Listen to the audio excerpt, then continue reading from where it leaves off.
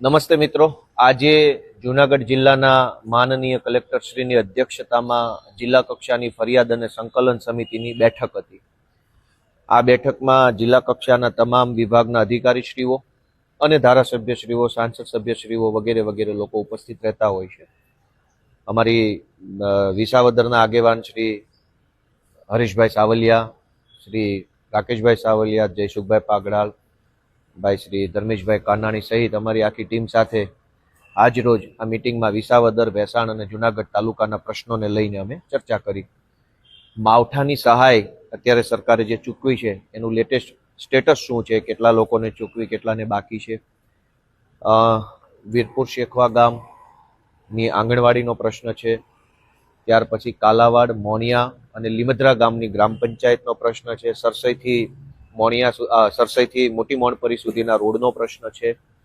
ત્યાર પછી અલગ અલગ વિભાગના જે કાંઈ સમસ્યાઓ, પ્રશ્નો છે એ બાબતે આજે કલેક્ટરશ્રીની અધ્યક્ષતામાં ચર્ચા કરી છે, ફરિયાદ કરી છે, રજૂઆત કરી છે. ભેસાણ, છોડવડી, ત્યાર પછી અન્ય જે ગામો છે વાંદરવડ અને જુરી તાણી ગુંદાળી, એની સહકારી મંડળીમાં જે ભ્રષ્ટાચાર થયો છે એ ભ્રષ્ટાચારની કાર્યવાહીને લઈને ચર્ચા. આવા અલગ અલગ અનેક વિષયો ઉપર આજે માનનીય કલેક્ટરશ્રીની અધ્યક્ષતામાં મિટિંગ થઈ છે અને આવનારા દિવસોમાં તાત્કાલિક દરેક પ્રશ્નોનું નિરાકરણ આવે તે માટે સંબંધિત વિભાગના અધિકારીશ્રીઓએ અને માનનીય કલેક્ટરશ્રીએ જવાબદારીપૂર્વક એમણે બાહેધરી આપી છે.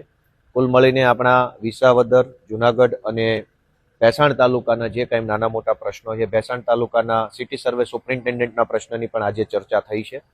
વિવિધ જે રોડ છે, જુનાગઢથી ભેસાણનો રોડ જે બની રહ્યો છે એની અંદર જે ડિલે થઈ રહ્યું છે, વધારે સમય લાગી રહ્યો છે. આ સિવાય અલગ અલગ અનેક રોડ જે લાંબા સમયથી બંધ પડ્યા છે એ રોડની બાબતની પણ ચર્ચાઓ આજે થઈ છે. કેટલીક શાળાના બાંધકામ, આંગણવાડીના બાંધકામ, ગ્રામ પંચાયતના બાંધકામ બાબતે અને અન્ય જે કાંઈ નાના મોટા મુદ્દાઓ મારા સુધી લોકો તરફથી આવ્યા હતા એ બધા જ મુદ્દાઓ પર લેખિતમાં આજે આ કમિટીની અંદર ચર્ચા થઈ છે અને આશા રાખીએ છીએ કે ખૂબ સરસ રીતે આગળના દિવસોમાં આનું પરિણામ આવે. Thank you.